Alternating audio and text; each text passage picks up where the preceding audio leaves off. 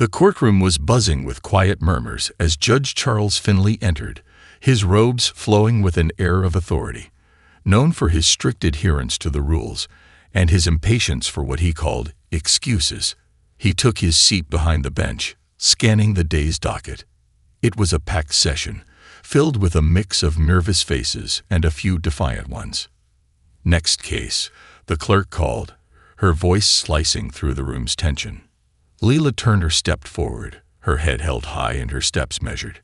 She was striking, not in a loud or flamboyant way, but in the quiet confidence she carried. Her natural curls framed her face, and her tailored blazer suggested she had come prepared. She didn't fidget or glance around nervously like most who stood before Judge Finley. Instead, she stood straight, meeting his gaze with a calm expression. "Miss Turner, you are here to contest a parking citation." Judge Finley began, his tone clipped. "Explain yourself." "Yes, Your Honor," Leila replied, her voice even. "I parked in a designated zone outside a community center where I was scheduled to give a workshop. The signage was unclear, and I believed I was within the allotted time." Judge Finley raised a hand, cutting her off. "The signage was unclear. That's your defense." He leaned forward slightly, his eyes narrowing. "Miss Turner, it is every citizen's responsibility to ensure they understand parking regulations before leaving their vehicle." Leila paused, unshaken. "I understand, Your Honor. However, I did take photographs of the area, which—" "Miss Turner," Finley interrupted again, his voice rising slightly. "This is a simple matter. Either you parked illegally, or you did not. We don't need a dissertation on the placement of signs." A few chuckles rippled through the courtroom, but Leila didn't flinch. She maintained her composure, her hands resting lightly on the wooden podium. "Understood, Your Honor," she replied, her voice steady. "I accept the court's decision, but I believe context matters." Finley sighed, his irritation growing. He glanced at the ticket details and tapped his pen against the bench. "The fine stands at $150, payable within 30 days. Dismissed." Leila nodded, offering a polite "thank you, Your Honor," before turning to leave. Her measured steps echoed in the suddenly silent room. As she walked out, Finley found himself lingering on her demeanor. She hadn't pleaded, argued, or displayed frustration. Her calmness was unnerving, almost as if she knew something he didn't. He brushed the thought aside, moving on to the next case, but a seed of curiosity had been planted. In that moment, Judge Finley had no idea just how much this routine case would upend his perspective and his career. The courtroom emptied by late afternoon, but Judge Finley couldn't shake the memory of Leila Turner. It wasn't just her calm demeanor. It was the way she carried herself, unshaken by his interruptions or the dismissal of her argument. Most people who stood before him displayed some level of anxiety or frustration, but Leila had been different. She didn't argue, didn't flinch, and didn't give him the satisfaction of a reaction. As he gathered his belongings to leave, Finley found himself replaying the exchange. He rarely thought twice about minor cases like hers, but something about the interaction stuck with him. It was as though she had left behind an invisible mark, a quiet challenge he couldn't quite define. The following morning, as he sipped his coffee and skimmed the local paper, Finley's thoughts returned to the courtroom. He flipped through the pages absent-mindedly until a bold headline caught his eye. "Advocate bridges gaps between police and communities." The accompanying photo showed a familiar face, Leila Turner. Finley straightened in his chair, setting down his mug. The article described Leila as a leading voice in anti-racism education, particularly in training police officers to recognize and overcome implicit bias. It highlighted her workshops, which had gained national recognition for fostering meaningful dialogue and improving trust between law enforcement and the communities they served. "She's that Leila Turner," Finley muttered to himself, a mix of surprise and disbelief creeping into his voice. As he read further, he learned about her background: a master's degree in social justice, years of grassroots activism, and a reputation for tackling sensitive issues with grace and intelligence. She was frequently sought after by city officials and police departments to lead training sessions aimed at addressing systemic inequities. Finley leaned back in his chair, letting the information sink in. He couldn't reconcile the woman described in the article with the one who had stood before him the previous day, calmly accepting his brusque demeanor and the hefty fine. He began to wonder, why hadn't she mentioned any of this in court? Surely, someone of her stature could have used her reputation to sway the case in her favor. Later that day, Finley shared the article with his clerk, Sarah, during a brief lull in their schedule. "I read about her," Sarah said with a knowing smile. "She's doing incredible work. Her workshops are supposed to be transformative. Did you know she's presenting at the city's upcoming seminar on bias?" Finley's eyebrows lifted. "Is that so?" Sarah nodded. "You should attend, Judge. You might learn something." The comment was lighthearted, but it stung more than Finley cared to admit. He set the article aside, trying to focus on his next case, but Layla Turner's poised face and calm voice stayed with him. The seed of curiosity planted the previous day had begun to grow. Judge Finley arrived at the courthouse the next morning with an unusual sense of distraction. He prided himself on his ability to compartmentalize his thoughts, leaving yesterday's cases behind as he approached the new day's docket. But Layla Turner's composed demeanor and the article about her work refused to leave his mind. As he prepared for the day, his clerk, Sarah, entered his chambers with a stack of files. "Good morning, Judge," she said, placing them on his desk. "Morning, Sarah," Finley replied, distracted. Then, as though unable to resist, he asked, "Have you ever attended one of Layla Turner's workshops?" Sarah paused, surprised by the question. "Actually, yes," she said with a small smile. "I went to one a few months ago when the city encouraged municipal staff to participate. It was eye-opening, to say the least." Finley raised an eyebrow. "How so?" "Well," Sarah began, choosing her words carefully. "It wasn't just about pointing out biases or calling people out. It was about understanding how those biases develop and how they affect our decisions, even when we don't realize it. She had this way of making everyone feel safe enough to reflect without feeling attacked. It was powerful." Finley frowned slightly, leaning back in his chair. "Powerful, huh?" Sarah nodded. "She's not just knowledgeable. She's also incredibly patient. She listens, really listens. That's why so many police departments trust her to train their officers. She has this ability to make people confront hard truths without shutting down." The judge stared at the files on his desk, the words "confront hard truths" echoing in his mind. He wasn't sure why, but the idea unsettled him. "She's presenting at the city seminar on judicial and systemic bias, isn't she?" he asked after a pause. Sarah nodded again. "She's the keynote speaker. I'd recommend going. I think you'd find it insightful." Finley gave a non-committal grunt, but the idea took root. That evening, he found himself researching Layla Turner online. Article after article detailed her groundbreaking work, her innovative methods, and the profound impact of her training sessions.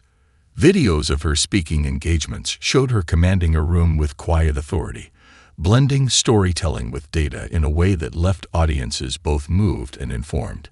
One video caught his attention. In it, Layla spoke about her childhood, the challenges she faced navigating systems stacked against her, and the mentors who had shaped her journey. She ended with a simple but profound statement.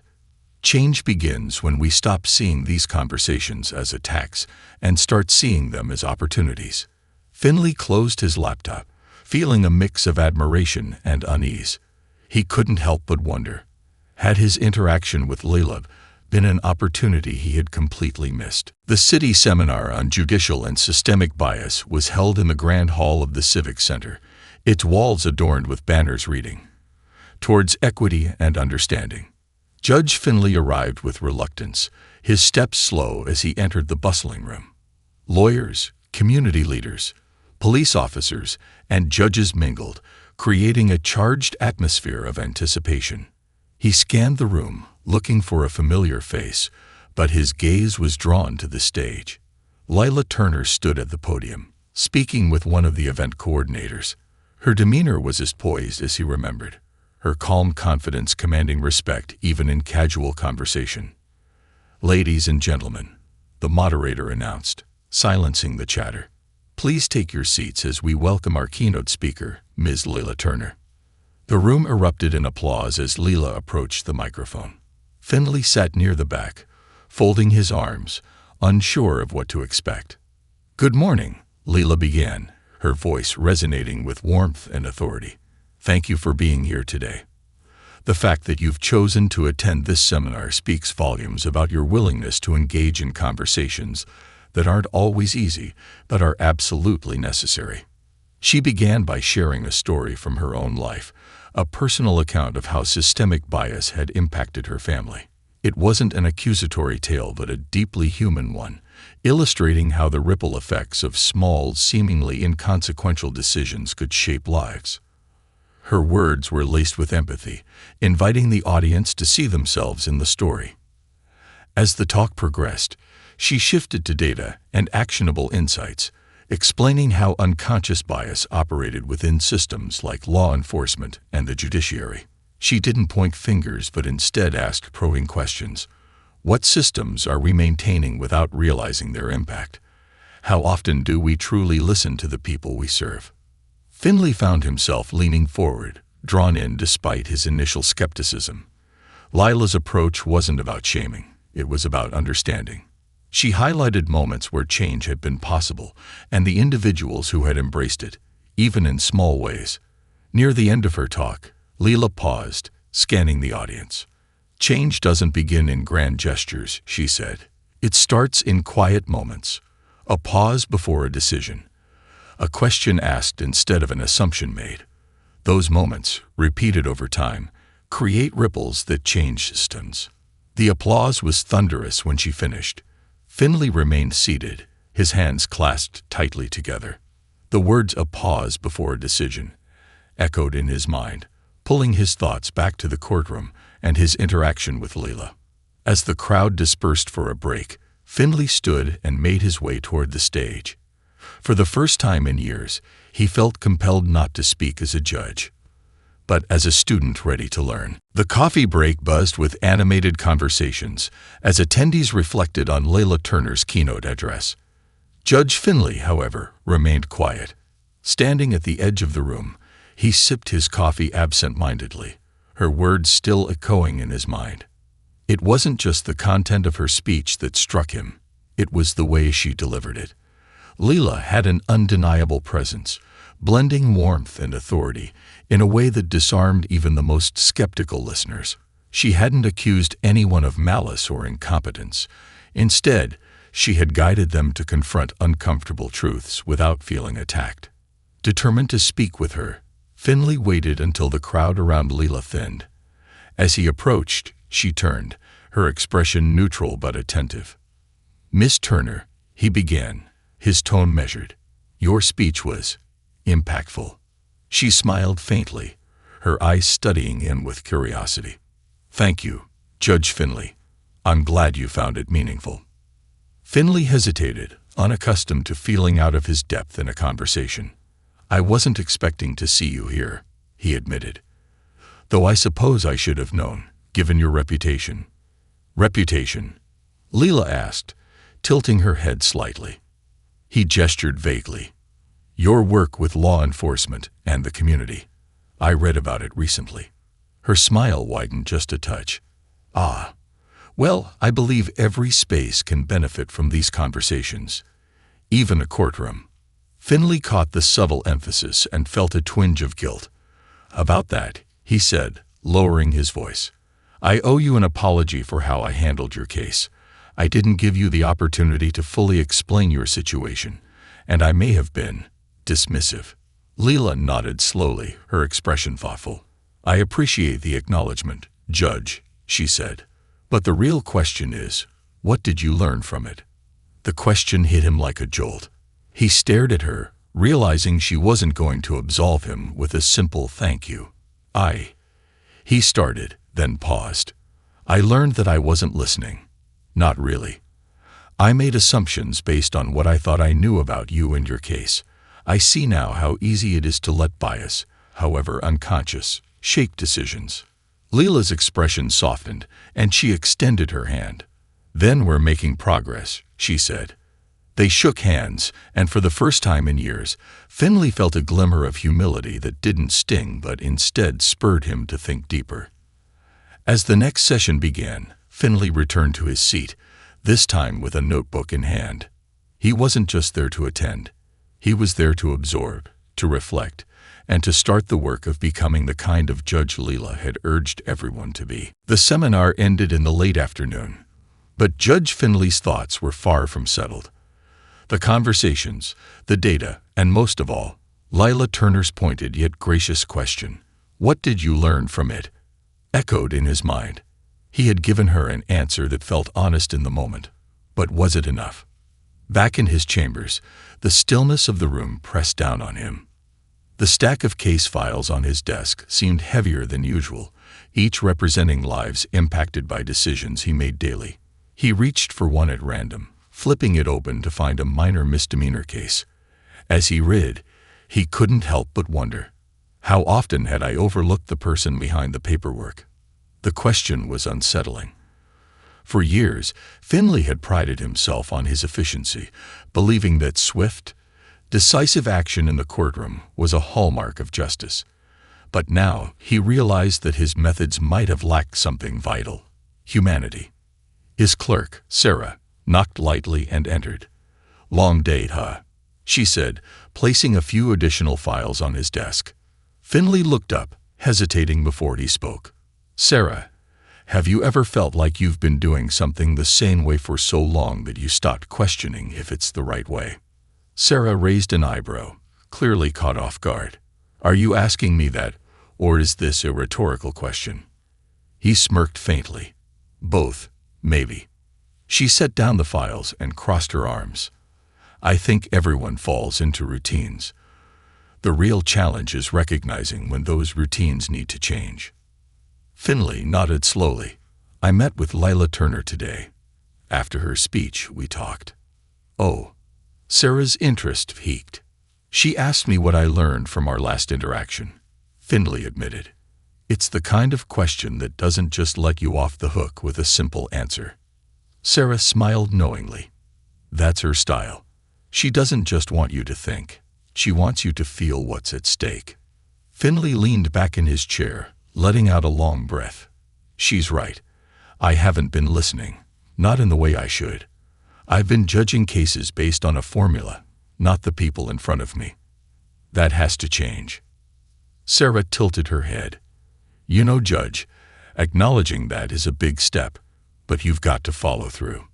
If anyone can do that, I think it's you." Her words landed softly but firmly, and Finley knew she was right. Change wasn't about grand gestures. It was about the small, intentional choices made each day. That evening, as he reviewed his cases for the next day, Finley approached each one differently. For the first time in years, he saw not just names on paper, but individuals with stories, struggles, and lives shaped by the very system he was sworn to uphold. The following morning, Judge Finley entered the courtroom with a renewed sense of purpose. For the first time in years, he didn't just see a list of cases to process. He saw an opportunity, a chance to make a difference by truly listening, questioning his assumptions, and treating each case as more than a file number. The first case of the day involved a young man named Marcus, charged with trespassing. Marcus stood nervously at the podium, fidgeting with his hands as the prosecutor presented the facts. The evidence seemed straightforward. Marcus had been caught in an abandoned building, a property marked as off-limits. "Mr. Rivers," Finley began, addressing the young man, "can you explain why you were on the property?" Marcus hesitated, glancing at his public defender before answering. I was just trying to find a quiet place to study, Your Honor. My apartment is loud, and I can't afford the library fees for a private study room." Finley leaned forward slightly. "What are you studying?" "Engineering, sir. I'm in my second year at community college." Marcus said, his voice barely above a whisper. The courtroom murmured softly, and Finley raised a hand to silence it. He studied Marcus for a moment, recalling Layla Turner's advice about pausing before making a decision. "What's the full story here?" "Do you have any prior offenses, Mr. Rivers?" Finley asked. "No, sir," Marcus replied quickly. "This is my first time in court." The prosecutor interjected. "Your Honor, while Mr. Rivers' intent may not have been malicious, the property owner has requested that trespassers be prosecuted to discourage further incidents." Finley nodded but didn't rush his decision. Instead, he addressed Marcus again. "Mr. Rivers, I appreciate your honesty. While you technically broke the law, your circumstances suggest this wasn't an act of disregard, but a lack of options. Have you considered reaching out to community organizations for resources?" Marcus shook his head. "I didn't know where to start, sir." Finley turned to Sarah, his clerk. "Please provide Mr. Rivers with a list of local resources that offer quiet study spaces and support for students." He then looked back at Marcus. "I'm dismissing your case, but I want you to use those resources and avoid putting yourself in this position again." "Understood." Marcus nodded fervently. "Yes, Your Honor. Thank you." As Marcus left the courtroom, Finley noticed Sarah smiling. "That was different," she said quietly. Finley allowed himself a small smile. "It's a start," he replied. For the rest of the day, Finley carried this new perspective into each case, finding that the simple act of listening, not just hearing, but truly understanding, transformed the courtroom from a place of judgment to a place of meaningful resolution. Part 8. A ripple effect. 2 weeks after the seminar, Judge Finley received an unexpected envelope in his chambers. It was a handwritten note from Layla Turner. The message was brief but impactful. "Judge Finley, I appreciate our conversation and your willingness to reflect. Change isn't easy, but every small step matters. I hope the seeds planted in our dialogue continue to grow. Thank you for listening. Layla Turner." He read the note twice, then set it down, a faint smile tugging at the corners of his lips. The exchange with Layla had sparked more than just introspection. It had ignited a desire to take tangible steps toward improvement. Finley decided to start small but deliberately. He began inviting local community leaders, including Layla, to quarterly roundtable discussions in the courthouse. The goal was simple: to bridge the gap between the judiciary and the community it served. The first session was an intimate gathering of 10 people: activists, lawyers, police representatives, and educators. Finley opened the meeting with an acknowledgement of his own learning journey. "I've come to realize that the bench isn't a pedestal," he said. "It's a vantage point, and the view is incomplete without the voices of the people it's meant to serve." Layla, seated across from him, gave a small nod of approval. As the discussions progressed, Finley noticed a change, not only in the courtroom but within himself. He began to approach each case with a heightened awareness of context. He sought alternatives to punitive measures, exploring restorative justice programs and community service options that addressed the root causes of offenses. Word of Finley's evolving approach spread. Lawyers noticed, public defenders appreciated it, and even some of the more skeptical prosecutors acknowledged the shift. His courtroom became known as a place where fairness and empathy coexisted with the law. One day, as Finley prepared to adjourn a session, a young woman approached him timidly. She was a recent graduate of one of Layla's programs and had been observing the court as part of her coursework. "Your Honor," she said hesitantly, "I just wanted to thank you. My professor mentioned how important it is to have judges who listen, and I think you're making a difference." Finley was taken aback, but managed a gracious nod. "Thank you. I'm still learning, but I'm glad to hear that." That evening, as Finley reflected on the day, he realized how far he had come. The courtroom wasn't just a place for rulings anymore. It was a space for growth, for understanding, and for change. And while the work was far from finished, Finley knew one thing for certain. It had all started with a fine, a calm woman's quiet challenge, and a question that lingered in his mind. What did you learn from it? The answer had changed everything.